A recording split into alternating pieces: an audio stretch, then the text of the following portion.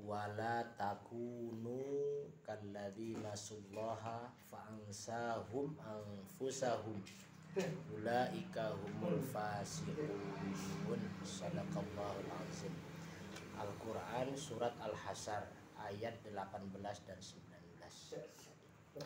Yang kami hormati Bang Haji Melan, pengurus provinsi istilahnya ya, kemudian Mas Rangga, ya manggil bapak belum bisa kita ya, tapi nanti panggil ya, Pak Eko. Nah kalau Pak Eko bisa kita Pak Dokter ya. Nah ini sudah gak can lagi, ini sudah resmi Dokter Eko Sunjaka. Mudah-mudahan ini ucapan selamatnya langsung di sini nih ya. Mudah-mudahan manfaat. Amin. Doktorannya udah Erwin yang saya kenal nih. Kemudian Mas Hasi, ini Pak siapa gitu? Pak Rahmat, orang awak juga adanya ya. Ya, alhamdulillah, puji syukur pada kesempatan ini kita dikumpulkan di tempat yang insya Allah penuh berkah gitu. Ya mau berkah tidak berkah itu ya kita sebenarnya. Gitu. Enggak melihat bagus, enggak melihat mewah, ya tapi memang tinggal isinya. Isi. Jadi ngebangun isi itu kalau kita lebih diutamakan ketimbang ngebangun tempat. Gitu. Nah, maka sebenarnya tempat itu akan seiring, akan mengikut dengan isi tadi. Ya mudah-mudahan ini nanti ini menjadi sebuah keberkahan tersendiri untuk kita semua. Khususnya di teman-teman di sini nah, kan gitu ya. Kemudian sholawat berserta salam kita kirimkan kepada Nabi kita, Nabi besar Muhammad Sallallahu Alaihi Wasallam. Beliau adalah suri tauladan. Jadi kalau kita bicara ngobrol iman ya, berislam ya, berperilaku ya, memang ngikut kepada apa yang diajarkan Nabi. Itu jelas. Walaupun kita belum bisa seutuhnya, jangankan sama gitu ya, mengikut saja masih sulit gitu. Tapi ya minimal lah ada bagian-bagian tertentu yang bisa kita ikuti, Mas Rangga. Nabi itu 9 istrinya, jangan diikuti. Sunnahnya kita itu 4. Nah ini contoh ya, nggak bisa semuanya, ada yang 9, ada yang 11 gitu ya, kayak gitulah. Artinya nggak bisa semuanya diikuti kan? Nggak tahu nanti. Insya Allah. Potensi ini ada di Mas Rangga. Nah ini nggak bisa, jadi khususan. Jadi ini berawal dari omongan kita di lingkungan Bang Haji, Pak Eko. Saya nggak tahu ini ada persoalan apa gitu ya, saya tidak marah, cuman hanya mempertanyakan adik-adik saya ini 3 orang calonnya ngambil janda semua, nom kabeh, kumpul rumah dulu coba. Nah saya tanyakan dulu, nggak dilarang itu salah ya kalau ngomong larang. Saya nggak akan melarang, saya nggak akan mengecilkan janda, enggak ini itu penting. Kenapa? Nabi kan istrinya janda Bang, yang pertama kata dia. No. Saya sampaikan. Sudah baca utuh belum? Kisah Nabi di kitabnya Haikal itu gitu. Ada terjemahannya kok sekarang. Nabi menikahi Khadijah itu bukan modal dengkul. Ya. Dalam sejarah itu tertulis 100 ekor onta. Belum dinar dan dirhamnya. Janda terhormat, kaya raya, dan Nabi tidak mengecilkan badannya, dan dia harus menjunjung tinggi juga, dan dia nggak mau dilihat kecil di hadapan keluarganya Khadijah. Harga unta berapa? Kalau 10 juta 1 miliar sekarang Bang Haji. 100 juta. Ya kalau 10 juta 100 ekor ya. Iya gitu lah ya. Berarti kan 1 miliar ya. 1 miliar. 1 miliaran lah itu kita ngitungnya gitu loh. Ke onta merah lah, onta. Nah ya itu gitu. Maka saya bilangin, nah ini adik-adiknya boleh kita kumpulkan, bukan melarang, tidak ada melarang. Tapi memelesetkan Nabi aja, istri pertamanya adalah janda. Ini bisa menjadi sebuah tendensi penilaian yang jelek untuk kita kalau tidak paham dengan sejarah. Gitu loh. Nabi menikahi Khadijah itu memang qudratullah, dan memang itu pilihan terbaik di zaman itu, dan Nabi bermodal besar pula.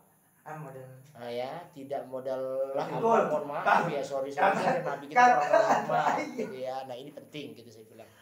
Nah maka kalau begitu kita mengikut deh dengan apa yang disampaikan Nabi sehingga nanti ini menjadi sebuah minimal penyelamat kita lah gitu. Nggak tahu lah kita sekarang berpikirnya apa yang bisa kita lakukan hari ini untuk besok ya. Mungkin teman-teman partai lebih paham ya. Saya tidak akan bicara partai secara khusus ya, mohon nanti diserap saja Mas Ketua bagaimana cara mengambil sebuah intisari gitu loh. Nah kemudian coba kita lihat dulu sebagai landasan dasar supaya nggak lari Bang Haji. Kita lihat surat Al-Hasyr ayat yang ke-18 gitu. Ya ayyuhalladzina amanu taqullaha wal tanzur nafsum ma qaddamat lighad. Situ dulu. Di awal ayat Allah ini memanggil dengan panggilan ya. Ya, itu kalau dalam bahasa Arab atau dalam istilah tata bahasa ahli tafsir, ya itu panggilan mesra sebenarnya. Wahai sekalian orang-orang yang beriman. Huruf nida itu. Nah, jadi kalau orang belajar bahasa Arab, tata bahasa Arab itu memang ini fungsinya Bang Haji.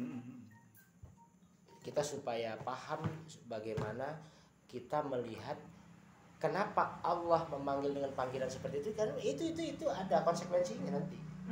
Gitu. Jadi nggak sembarang tulis, nggak sembarang membuat, karena bahasa Arab itu adalah bahasa yang memang disiapkan oleh Allah untuk menjadi sebuah alat komunikasi efektif dan mendunia, dan terbukti itu hari ini Arab dan Inggris menjadi bahasa dunia kan? Diakui kok itu. Dia lah makan makanan yang kayak kopinya Pak Eko tadi itu lah ada tulisan Arab itu.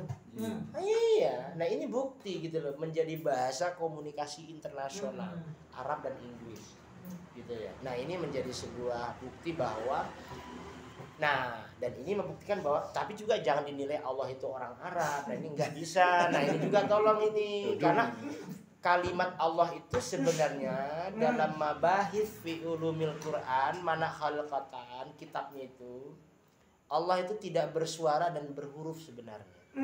Itu dibahas itu gitu loh. Kenapa kalam Allah dalam Al-Quran ada hurufnya? Karena sadar Allah itu berhadapan dengan manusia, tidak mungkin mengikuti sifat dia gitu loh. Ini harus diduduk gitu loh. Memang kalau ada yang mengatakan bahwa yadullah fauqa aidihim, tangan Allah di atas tangan mereka, fa'ainama tuwallu fasama wajhullah, kemanapun kita menghadap ada wajah Allah. Ini mohon kita tidak mentakwilkan sama dengan manusia, tidak bisa itu. Ini dalam ilmu akidah itu memang digaris betul itu. Yadun itu tetap penerjemahannya adalah kekuasaan. Kudratullah itu di atas kudrat kita. Kemampuan Allah itu di atas kemampuan makhluknya itu atau manusia gitu ya. Jadi gitu. Wajah Allah itu berarti eksistensi kalau bahasa hari ini. Ya, dan esensi. Nah, itu beda ya. Eksistensi keberadaannya kedudukannya sebagai Rabb gitu, esensinya keberadaannya. Kan ada tuh ahli filsafat menyampaikan itu, filsafat Indonesia tapi ya, Allah itu ada karena ada makhluknya. Kita akan tercengang dengan kalimat ini sebenarnya gitu loh. Kenapa begitu guru kata kita gitu ya? Loh kalau nggak ada manusia yang memanggil dia Tuhan siapa? Nah secara ilmu logika mantik itu benar. Ya benar ya. Jadi kalau bicara ilmu mantik benar gitu, filsafatnya benar gitu. Tapi secara esensi atau eksistensi nggak benar. Kenapa? Ada tidak ada makhluk, Allah tetap Allah. Nah kayak gitu ya. Nah itu kita balas gitu ya. Kita lawan yang gaya-gaya filsafat Barat itu kita lawan. Nggak bisa itu gitu. Nah ini bekal-bekal kita di dalam membahas sebuah keilmuan filsafat. Karena kalau ndak benar dalam berfilsafat itu akan menjatuhkan kita sendiri kok. Nah maka berfilsafatlah berfilsafat Islam. Maka kita mengajarkan kok itu filsafat Islam seperti apa. Nah itu penting. Nah jadi begitu. Nah kembali kita ke ayat bahwa Allah itu mulai dengan panggilan gitu. Ya ayyuhalladzina amanu taqullah. Wahai sekalian orang yang beriman, wahai sekalian orang-orang yang beriman, ittaqullaha, bertakwalah. Nah, kalau dikaji kalimat takwa ini, kita sering dengar kan, khatib itu di mimbar Jumat menjadi rukun itu, rukun Jumat itu harus ada wasiat takwa. Kalau tidak ada wasiat takwa maka batal, khutbah Jumat itu batal. Karena merukun. Rukun, apa itu rukun? Rukun adalah bagian dari kegiatan itu yang harus ada. Kalau nggak ada bukan khutbah Jumat namanya. Maka rukun wajib dalam khutbah Jumat diantaranya adalah wasiat takwa. Nah, jadi kalau begitu bagaimana? Jadi kalau begitu, kalau kita bicara takwa mah udah nggak sebenarnya nggak asing di telinga kita, tapi harus kita dudukkan. Bagaimana memahami sebuah kalimat takwa itu? Nah, kan kajian kita kan beda ya ketika kajian di masjid, ketika kajian kita di kampus, kajian kita di mana, di tempat-tempat yang pengajian umum kita nggak bisa kok. Kita kalau bicara itu selalu akan menyesuaikan setempat kok Pak Eko. Karena nggak bisa itu nanti karena ya ada karena kalau nggak dibegitukan nanti agregat pemahaman itu akan apa ya Bang Haji, akan nggak karena orang memahami Islam ini macam-macam sih hari ini gitu loh. Ada orang yang memahami Islam itu simbolik pakaiannya. Jadi kalau sudah pakai baju koko gitu, Islam banget. Pakai peci, Islam banget. Gitu ya. Ada Yahudi juga pakai koko. Lah ya itu mana? Kan terjawab dong Bang Haji nah, kan gitu ya. Jadi ketika ada gesekan kita di lingkungan, orang melihat Islam itu dengan penampilannya, tapi nggak salah sih Bang Haji. Itu nggak salah gitu loh. Cuman kurang tepat lagi untuk di era modern hari ini gitu loh. Gitu ya. Sarungan gitu ya udah nggak tepat lagi. Kalau kayak di Mesir lah, di Mesir itu penceramah-ceramah hebat itu udah pakai jas, iya kan, pakai dasi, pakainya bagus bener, nggak pakai peci lagi, kecuali yang seh-sehnya ya, Al-Azhar, ini gitu. Tapi kalau yang penceramah kondangnya itu enggak loh Bang Haji. Nah kalau kita nggak tahu nanti di saya bagaimana melihatnya, maka ada yang berislam masih melihat simbol. Nah inilah yang menjadi potensi gesekan. Nah, makanya kita kepingin sekali deh yang kita ini memahami saja secara holistik, secara keseluruhan. Jadi nanti ketika kita ketemu orang abangan, apapun namanya, ketemu orang agak modern, kita masuk Bang Haji. Umat itu yang dikatakan umat dalam istilah agama itu kan orang banyak. Ya, orang banyak. Saya bicara di hadapan para teman-teman di umat, maka saya juga harus menjelaskan bahwa konsep kenapa dipilih kata diksi umat, maka kan oriented berpikirnya adalah kegunaan untuk orang banyak. Maka mohon gitu loh. Ini bisa menjadi sebuah jargon yang realitas gitu. Karya yang jelas, yang nyata. Ya monggo teman-teman gitu loh. Karena kita bicara di rumah kita, beda di luar ya gitu loh. Maka sebenarnya kita bicara di dalam, di luar itu beda gitu. Nah, sekarang bagaimana Allah itu ingatkan kepada kita, wal tangzur nafsum ma qaddamat lihat. Takwa itu berarti orang yang memahami konsep perilaku, konsep keberagamaan, konsep keyakinan, itu lengkap dia. Karena yang kalau asal kata takwa itu kan waqo, yauki, wiqoyah, masdarnya wiqoyah. Maka itu terakumulasi itu perilaku, akhlak kalau bahasa kita, apalagi keyakinan, akidah kalau bahasa kita yang lebih umum didengar orang, apalagi ibadah, berarti oriented berpikir kita, hubungan kita murni dengan Tuhan, itu terakumulasi dalam takwa tadi. Karena akan melahirkan outputnya adalah output keluarnya, efek keluarnya adalah perilaku. Nah ini yang sulit sekali ya, sulit ini. Jadi agak sedikit menyita sebuah sebuah value penilaian kadang-kadang ya. Kayak tadi bahasa rokok, bahasa penampilan, lepisan gitu ya. Kadang-kadang wah, Pak Kiai pakai lepis. Kadang-kadang enggak. Itu dapat juga kita mau seperti itu.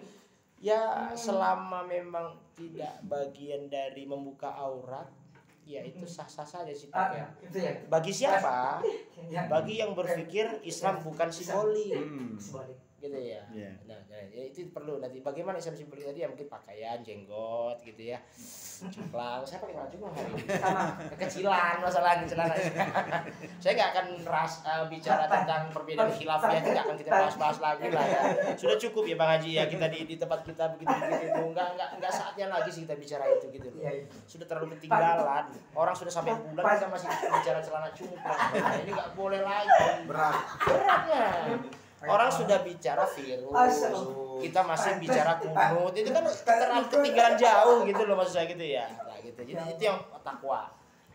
Arti bahasanya takwa itu adalah menjaga perilaku, menjaga hubungan dengan Tuhan. Kalau perilaku berarti kita dengan manusia, kalau dengan Tuhan itu ibadah secara umum, secara khususnya gitu ya.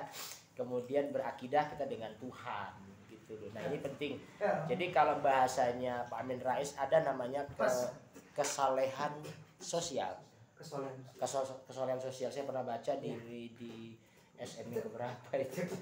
Jadi kan ada sih orang yang hari nggak peduli dan yang penting saya sholat tepat waktu, yang penting saya beribadah. Persoalan orang bisa sholat tidak itu saya nggak urusan. Menurut pandangan beliau itu nggak bisa. Karena justru kita harus berefek ya, punya imbas kepada lingkungan gitu loh, punya akibat kepada lingkungan gitu. Itu yang dibahasakan oleh Pak Amin Rais itu dengan kesalehan sosial gitu loh. Makanya ini teman-teman punya utang di sini berarti ya kan gitu sih, bisa enggak? Ayo salah. Duduk. Ya, adik-adik kita IMM. Oh iya. Jadi New generation.